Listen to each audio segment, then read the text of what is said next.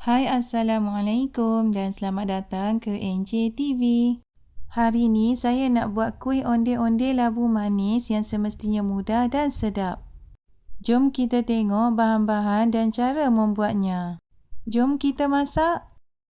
Mula-mula didihkan air dan rebuskan lebih kurang 900 gram labu manis sehingga empuk. Bila labu dah empuk, tutupkan api, toskan airnya dan hancurkan labu. Jika labu yang dah dihancurkan masih berair, tapiskan lagi sekali dan biarkan ia sejuk. Seterusnya, sediakan 2 cawan atau 1 biji kelapa parut putih sahaja.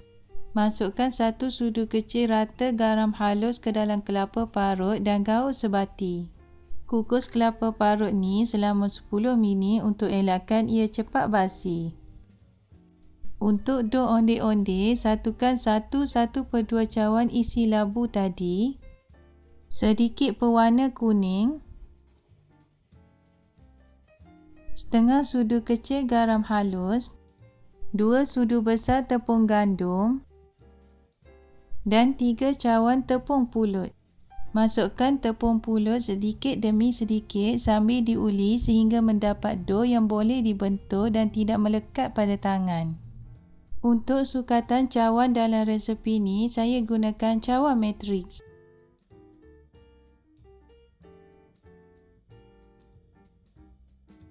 Untuk membentuk kuih onde-onde labu kita, ambil lebih kurang setengah sudu besar dough.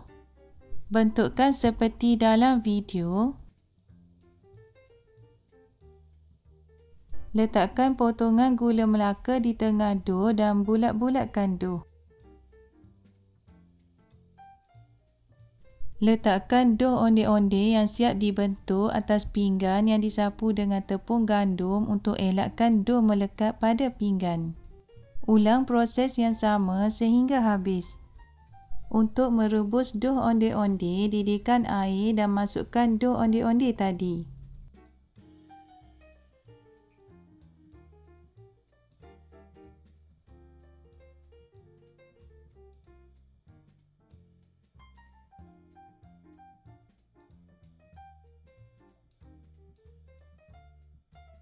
Rebus dough ni sehingga ia timbul di permukaan air. Bila dough timbul di permukaan air, jangan terus diangkat. Rebus dough lama sikit untuk pastikan gula melaka dalam dough betul-betul cair. Angkat kuih, toskan airnya dan terus masukkan kuih ke dalam kelapa parut tadi. Salutkan kuih dengan kelapa parut dan kuih onde-onde labu manis kita dah sedia untuk dihidangkan. Satu adunan ni saya dapat lebih kurang 75 biji kuih. Alhamdulillah, kuih onde-onde labu manis kita dah siap dan sedia untuk dihidangkan. Rasanya sangat sedap dengan gula melaka yang cair di mulut dan rasa lemak-lemak masin kelapa parutnya. Okeylah, jangan lupa mencuba dan kita jumpa lagi di video-video saya yang lain.